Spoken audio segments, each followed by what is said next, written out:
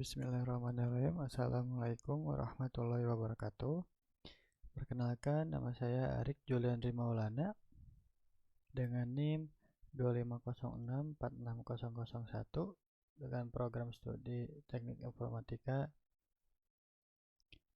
Di sini saya akan mempresentasikan atau membahas modul 6, yaitu Data Link Layer di mata kuliah Applied Network 1.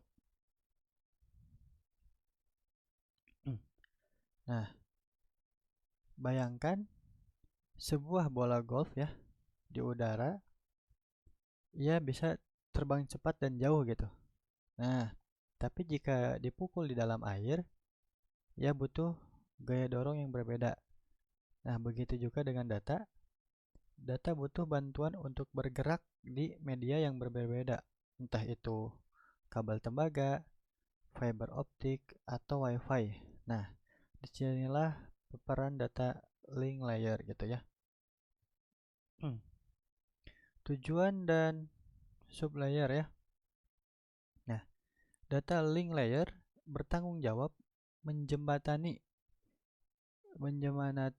dua sublayer gitu. Pertama, ada LLC ya, yang bisa langsung mengobrol ke atas dengan network layer. Kedua ada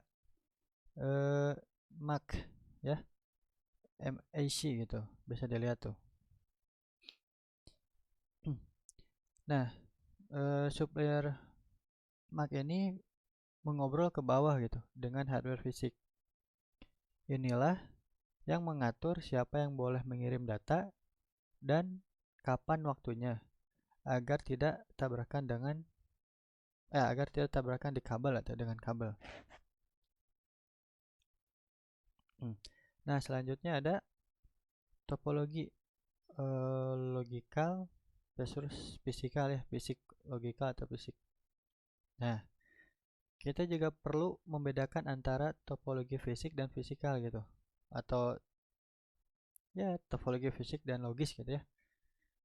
Topologi fisik adalah bagaimana kabelnya dicolok kayak gitu. Apakah bentuknya bintang, star, atau cincin ring. Nah, terus topologi logis adalah bagaimana data mengalir. Bisa saja kabelnya berbentuk bintang, tapi datanya mengalir bergiliran seperti cincin.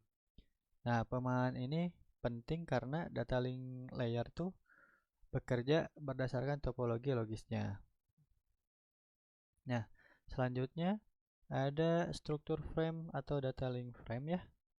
Di layer ini, data dibungkus menjadi apa yang disebut frame. Struktur frame mirip seperti kereta api. Ada header di depan yang berisi alamat tujuan. Terus ada data di tengah yang merupakan muatan utamanya. Dan ada trailer di belakang.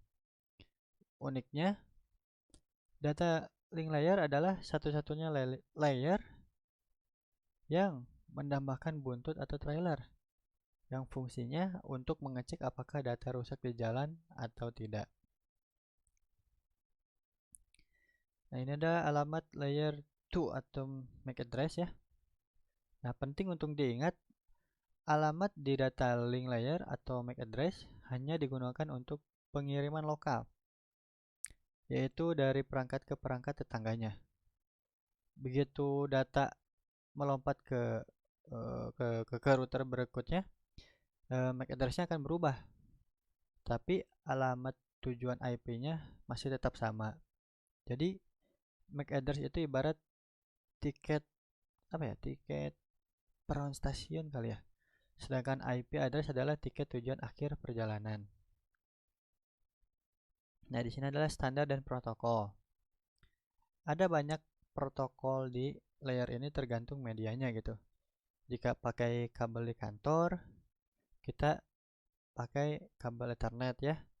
Atau kita juga di rumah biasanya saya sendiri kalau pakai komputer pakai kabel Ethernet.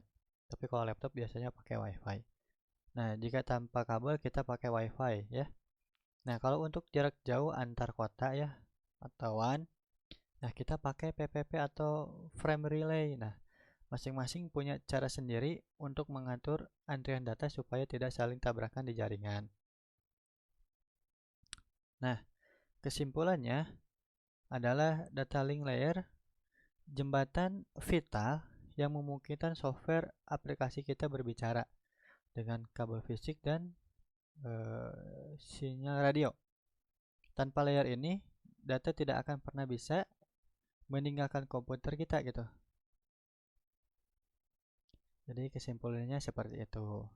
Terima kasih. Wassalamualaikum warahmatullahi wabarakatuh.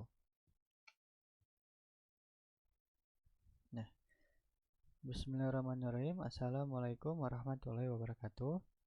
Ya, kita kembali lagi ya. Di sini kita akan membahas ICMP yaitu atau Internet Control Message Protocol. Di mata kuliah yang sama yaitu Applied Network 1. Nah, kita bayangkan lagi atau Anda atau saya gitu ya atau kita punya mainan kereta api. Nah, lalu keretanya tiba-tiba berhenti di tengah rel. Nah, kita pasti langsung tahu nih di mana masalahnya kan? Nah, di jaringan komputer yang rumit ini, kita bisa melihat kereta itu secara fisik gitu. Makanya kita butuh protokol ICMP sebagai alat bantu untuk mencari tahu di mana letak kemacetan atau masalahnya. Nah, kita di sini. Apa itu ICMP atau Internet Control Message Protocol? Itu bertugas memberikan laporan balik gitu, feedback. Protokol ini tidak memperbaiki masalah, tapi memberitahu kita bahwa ada masalah gitu. Nah, pesan ICMP yang paling umum ada 3 jenis. Yang pertama adalah host reachability untuk cek apakah tujuannya aktif. Terus ada destination nggak tahu bacanya, destination unreachable ya. Jika tujuan tidak ketemu. Terus dan time exceeded gitu, exceeded jika paket mati di tengah jalan karena kehabisan waktu gitu. Nah, pesan error ICMP. Nah, saat paket gagal sampai, ICMP akan memberikan alasan spesifik. Misalnya, pesan destination unreachable tadi ya, bisa berarti jalurnya tidak ada atau mungkin diblokir oleh firewall gitu ya. Nah, ada juga pesan time exceeded gitu. Ini muncul jika paket berputar-putar terlalu lama di jaringan sampai nyawanya atau si TTL-nya habis gitu. Nah, pesan inilah yang dimanfaatkan oleh fitur traceroute untuk melacak jalur. Nah, ini adalah selanjutnya ICMP v6 atau Neighbor Risk Discovery ya. Nah, khusus IPv6, ICMP punya fitur canggih bernama Neighbor Discovery. Ini menggunakan 4 pesan yaitu RS dan RE untuk komunikasi antar host dan router, serta NS dan NE untuk komunikasi antar sesama perangkat. Fitur ini dipakai untuk banyak hal, mulai dari menambahkan alamat IP otomatis hingga memastikan tidak ada alamat IP yang kembali di jaringan gitu ya. Alamat IP yang alamat IP yang kembar gitu. Kembar di jaringan. Bukan kembali ya, kembar. Nah, ini adalah ping atau testing connectivity. Nah, alat pertama yang paling sering kita pakai adalah ping gitu. Ping bekerja seperti sonar, mengirim echo atau echo request ya, dan menunggu echo reply. Nah, kita bisa ping ke loopback 127.0.01 ya untuk mengetes diri sendiri. Ping ke gateway untuk mengetes jaringan lokal, terus atau ping ke remote host untuk mengakses koneksi internet. Ini adalah traceroute atau testing the path. Nah, jika ping hanya memberitahu sampai atau tidak, traceroute memberitahu lewat mana saja. Alat ini tuh sebenarnya lebih pintar ya.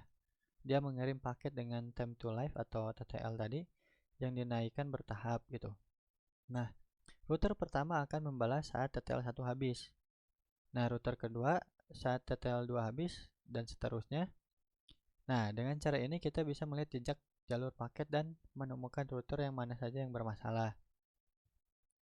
Nah, kesimpulannya ICMP adalah kotak perkakas wajib gitu bagi teknisi jaringan. Dengan memahami pesan error ICMP serta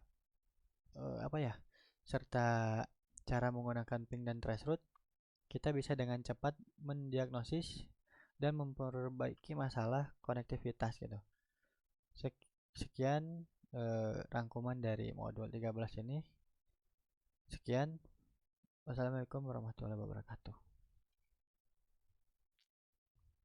Nah, Assalamualaikum warahmatullahi wabarakatuh. Halo semuanya, kita sampai di pembahasan terakhir yaitu untuk mata kuliah Applet Network di modul 16 yaitu Network Security Fundamental atau dasar-dasar keamanan jaringan gitu ya. Nah, kita diibaratkan lagi ini seperti ibarat rumah ya. Jaringan kita punya banyak pintu dan jendela gitu. Nah, di modul ini kita akan belajar siapa saja yang mencoba masuk tanpa izin, bagaimana caranya, dan tentu saja bagaimana cara kita menguncinya agar tetap aman. Nah, di sini adalah ancaman dan kerentanan atau threat and vulnerabilities. Ancaman keamanan jaringan itu nyata dan beragam ya. Mulai dari pencurian data nasabah atau pencurian identitas hingga perusahaan data atau mematikan layanan agar tidak bisa diakses gitu. Nah, uniknya serangan tidak hanya datang dari hacker luar gitu ya, tapi juga bisa dari orang dalam atau internal gitu. Baik itu karena niat jahat atau ketidaksengajaan karyawan yang kurang paham keamanan. Nah, jenis-jenis serangan jaringan. Ada banyak cara penyerang melumpuhkan jaringan. Pertama menggunakan malware ya, seperti virus atau trojan. Nah, kedua melakukan reconnaissance ya, atau mata-mata untuk mencari celah. Ketiga ada access attack, misalnya menebak password atau menyadap di tengah jalan atau man in the middle ya. Dan terakhir ada DOS atau denial of service, yaitu membanjiri jaringan dengan trafik sampah sampai servernya lumpuh gitu ya. Jadi seperti nge-lag gitu. Jadi wah, nggak bisa digerakin gitu. Nah, di sini adalah mitigasi dan pertahanan atau defense in depth ya. Nah, untuk melawannya kita tidak boleh hanya mengandalkan satu kunci. Nah, kita butuh konsep defense in deep gitu ya. Depth atau deep atau ya. Susah nyebutnya, atau pertahanan berlapis. Mulai dari hal dasar seperti routine backup dan update sistem tentunya. Lalu menerapkan konsep AAA atau AAA untuk mengatur akses pengguna dan tentu saja memasang firewall untuk menyaring semua data yang keluar masuk jaringan kita. Nah, di sini adalah keamanan perangkat atau device security. Nah, kita harus amankan perangkat kerasnya gitu, jangan lupa juga. Jangan pernah biarkan password atau bawaan pabrik. Gunakan password yang panjang dan rumit ya. Kalau enggak, ya sebenarnya nggak usah panjang-panjang aja sih sebenarnya. Yang penting ada rumit kayak seperti caps lock, ada pakai caps lock di tengah-tengah, atau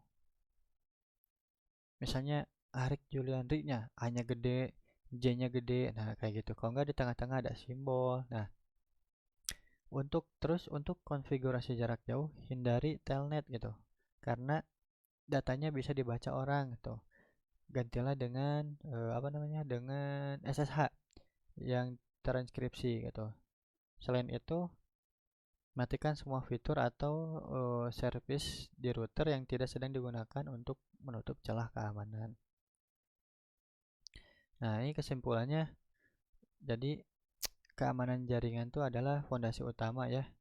Ancaman bisa datang dari mana saja, jadi kita harus selalu waspada dengan menerapkan pertahanan berlapis, dan tentu saja selalu mengupdate perangkat kita gitu ya.